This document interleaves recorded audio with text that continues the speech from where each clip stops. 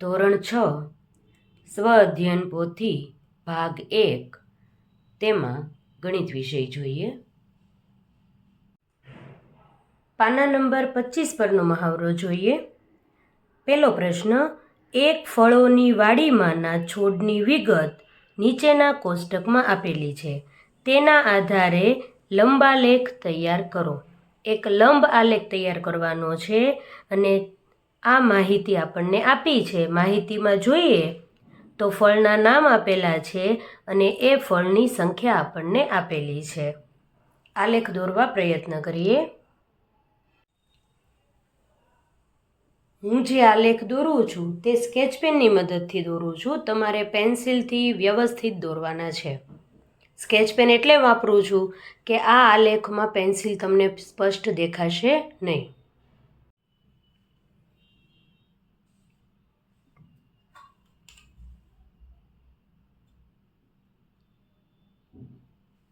એક અક્ષ દોરીએ. પેન્સિલથી વ્યવસ્થિત તમારે આલેખ દોરવાના છે. એક્સ અક્ષ. હવે વાય અક્ષ દોરીએ.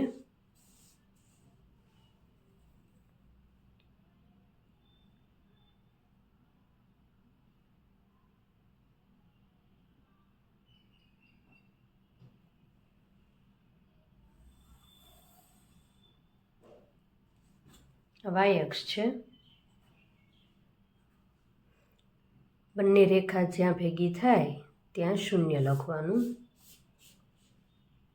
આ વાય અક્ષ.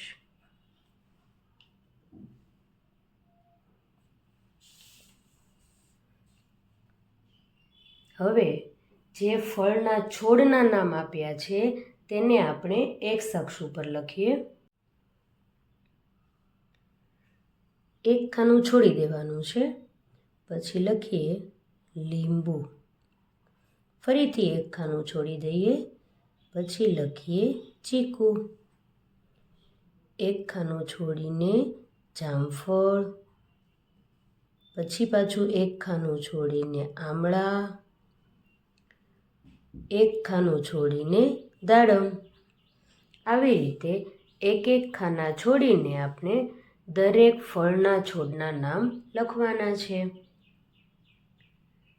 વાય અક્ષ ઉપર આપણે છોડની સંખ્યા બતાવવાની છે.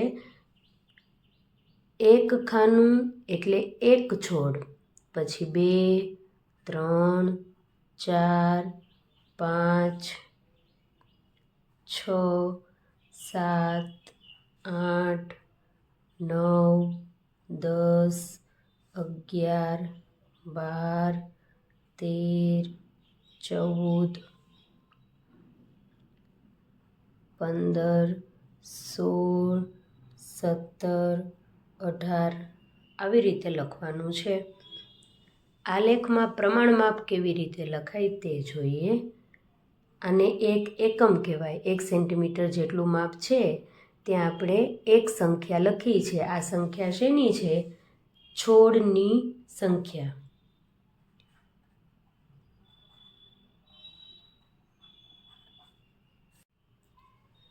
પ્રમાણ માપ લખીએ તો 1 એકમ બરાબર 1 છોડની સંખ્યા. હવે એક પછી એક આપણે છોડની સંખ્યા ટેબલમાંથી જોતા જઈએ અને આલેખમાં એ પ્રમાણે સ્તંભ આલેખ દોરતા જઈએ. લીંબુ. લીંબુના છોડની સંખ્યા કેટલી છે? 10. લીંબુની લાઈનમાં આપણે આગળ જોવાનું અને 10 સુધી આપણે લીટી કરવાની. આવી રીતે ફૂટપટ્ટીની મદદથી સ્તંભ દોરી નાખવાનું.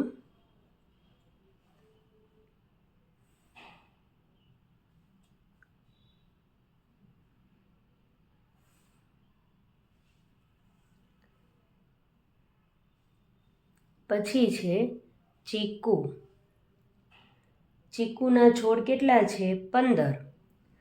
તો ચીકુની લાઈનમાં આગળ વધવાનું અને ક્યાં લીટી કરવાની? 15 આવે ત્યાં.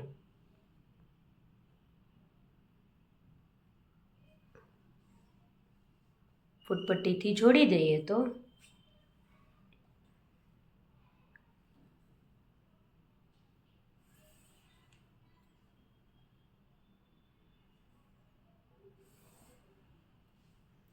આવી રીતે મળશે.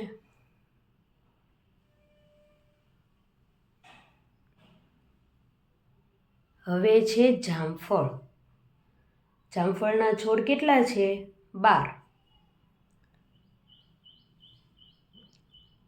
જામફળની લાઈનમાં આગળ વધવાનું અને 12 છે ત્યાં આપણે આડી લીટી કરી નાખવાની. ફૂટપટ્ટીની મદદથી જોડી દઈએ.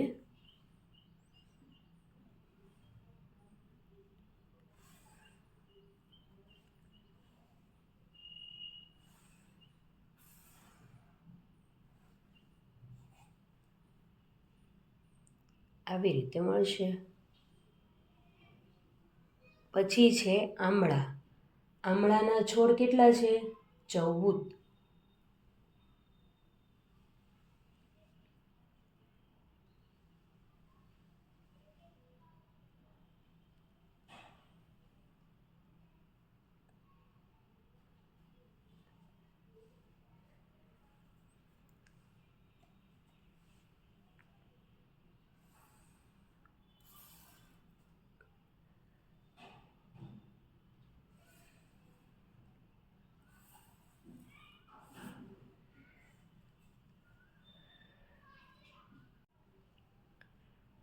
પછી છે દાડમ. દાડમડી છે 5.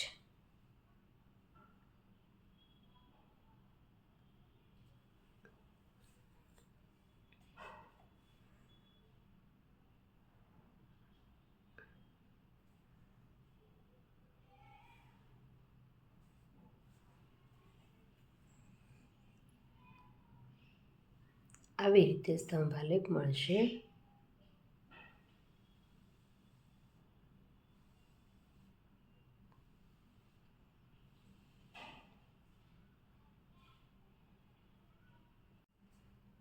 બીજો પ્રશ્ન છે, એક વર્ગખંડના વિદ્યાર્થીઓએ બાળમેળામાં જુદી જુદી પ્રવૃત્તિઓમાં ભાગ લીધેલ છે. તે નીચે કોષ્ટકમાં દર્શાવ્યું છે. તેના આધારે લંબ આલેખ બનાવો. અલગ અલગ પ્રવૃત્તિના નામ આપ્યા છે અને આ બાજુ પ્રવૃત્તિમાં ભાગ લીધો હોય તેવા વિદ્યાર્થીઓની સંખ્યા આપેલી છે. એક અક્ષ દોરીએ.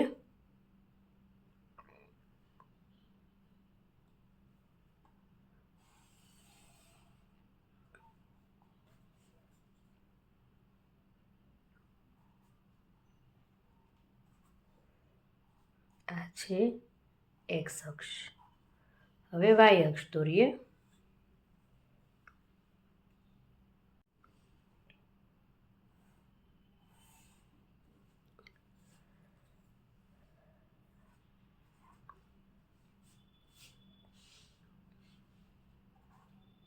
આ છે વાય અક્ષ.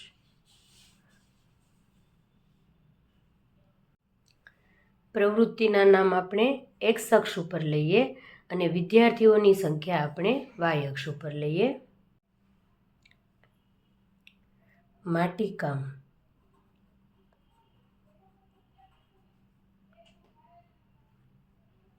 ચિત્રકામ, ચીટકકામ,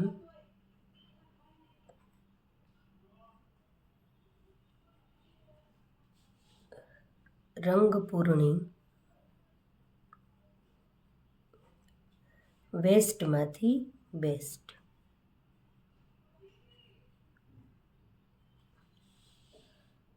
આવી રીતે એક એક ખાના છોડી અને લખવાનું છે.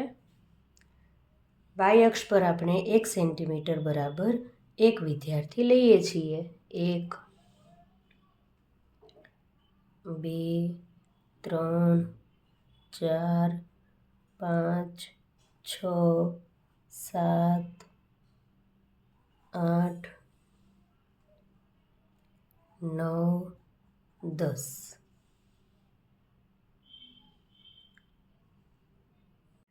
માટીકામમાં 6, ચિત્રકામમાં 8, ચીટકકામમાં 4, રંગપૂર્ણિમાં 7 અને વેસ્ટમાંથી બેસ્ટમાં 5 વિદ્યાર્થીઓની સંખ્યા આપણને આપેલી છે. સૌથી પહેલાં જોઈએ માટીકામ. તેમાં 6 વિદ્યાર્થીઓ છે, તેથી 6 સુધી આપણે લંબાલેખ દોરવાનો છે.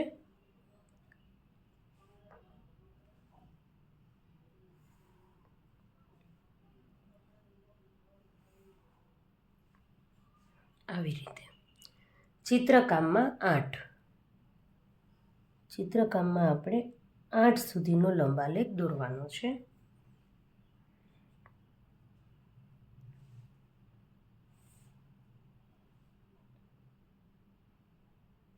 પ્રમાણમાપ લખવાનું રહી ગયું છે, પહેલાં પ્રમાણમાપ લખી લઈએ. આ બાજુ વિદ્યાર્થીની સંખ્યા છે.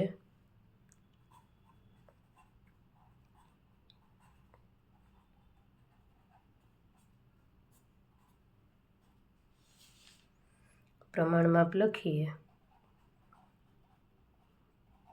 પ્રમાણમાપ 1 સેન્ટીમીટર અથવા તો 1 એકમ બરાબર 1 વિદ્યાર્થી.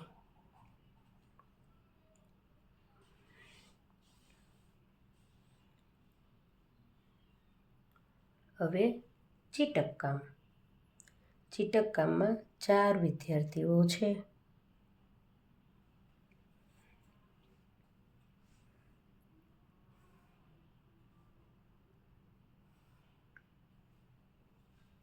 રંગપૂર્ણિમા 7,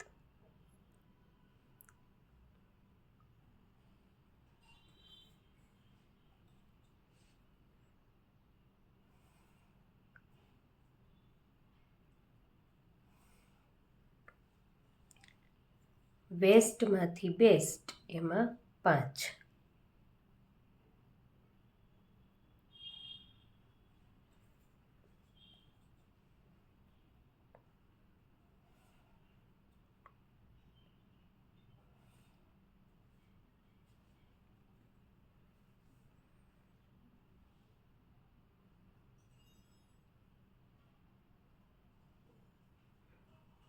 આવો આલેખ મળશે.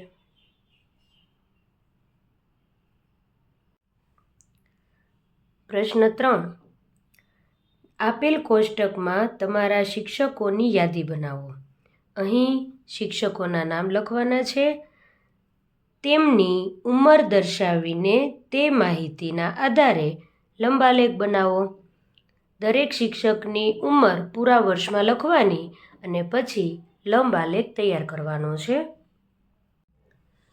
શિક્ષકોના નામ અને તેની ઉંમર લખવાની છે.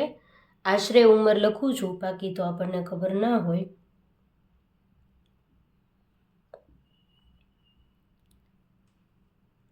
આનંદભાઈ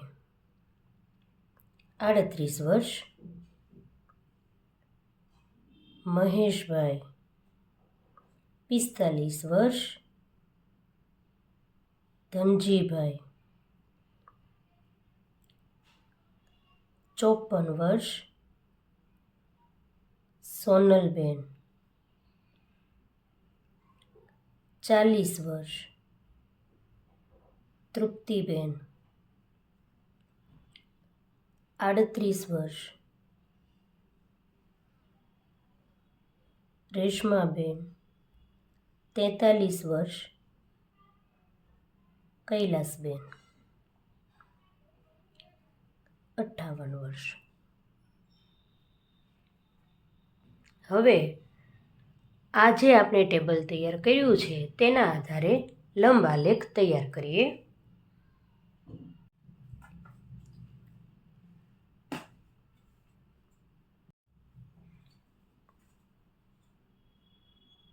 એક અક્ષ દોરીએ.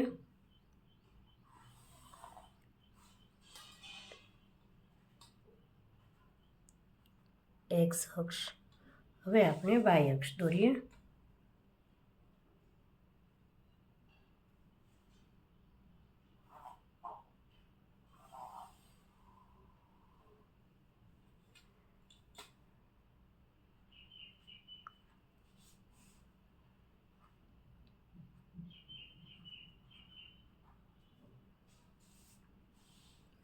એક્સ અક્ષ ઉપર આપણે શિક્ષકોના નામ લખવાના છે. પેનથી લખું. આનંદભાઈ, મહેશભાઈ, ધનજીભાઈ,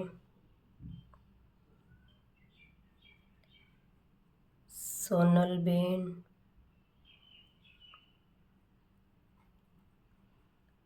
તૃપ્તિબેન, રેશમાબેન, કૈલાસબેન.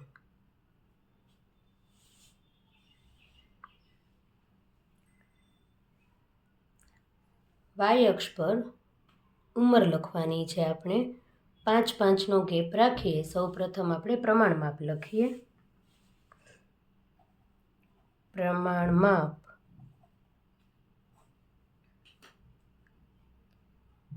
1 સેન્ટીમીટર બરાબર 5 વર્ષ.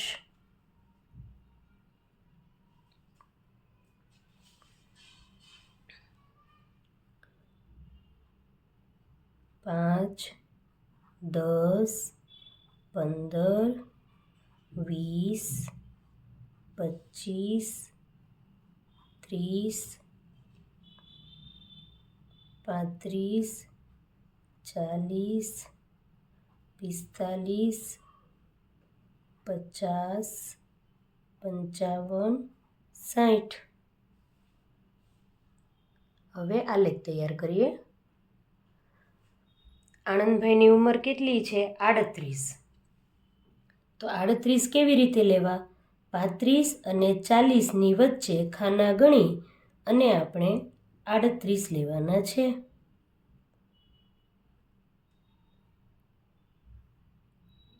આવી રીતે મળશે.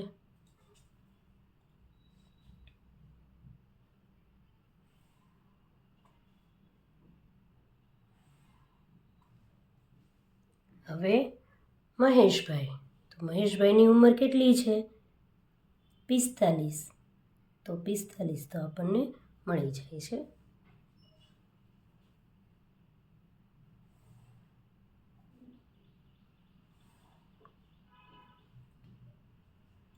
હવે ધનજીભાઈ.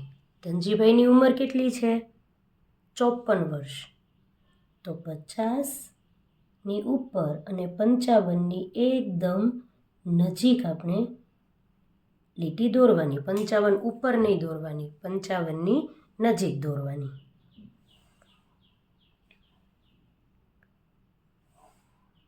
ધનજીભાઈની ઉંમર. હવે છે નામ સોનલબેન. તેની ઉંમર 40. તો 40 આપણને અહીં મળે છે.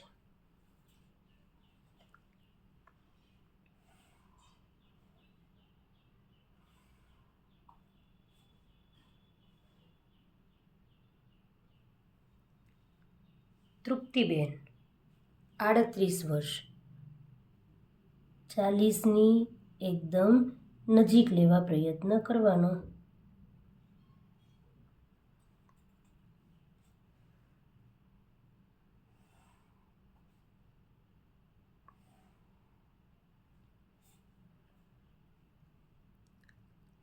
રેશમાબેન 43. એટલે 40 અને 45ની વચ્ચે 43 માટે થઈ અને ખાનું ગણી અને વ્યવસ્થિત લીટી કરવાની.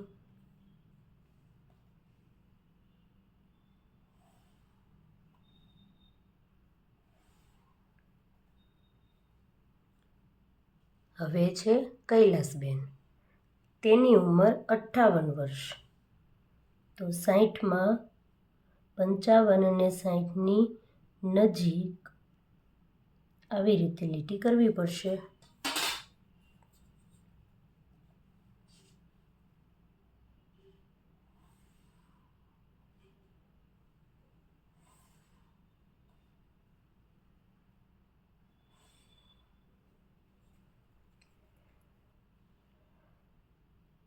આવો આલેખ મળશે.